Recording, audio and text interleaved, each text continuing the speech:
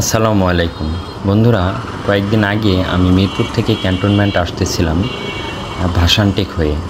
তা আসার সময় রাস্তাতে প্রচণ্ড জ্যাম ছিল, কারণ ওখানে একটি স্কুলে মেবি পরীক্ষা চলতেছিল, যার কারণে প্রচণ্ড জ্যাম ছিল রাস্তার মধ্যে। তা আমি একটা বিষয় দেখে পুরোই অবাক হয়ে গেছি।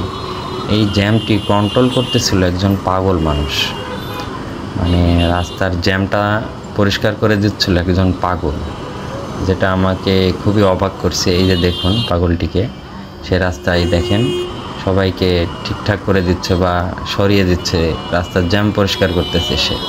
বিষয়টা আমার খুবই অবাক লাগছে, এরকম সচরাচর দেখা যায় না আমাদের দেশে। আসলে এরকম অনেক পাগলই আছে, পাগলদেরকে নাকি একটা দেশের আয়না বলা হয়।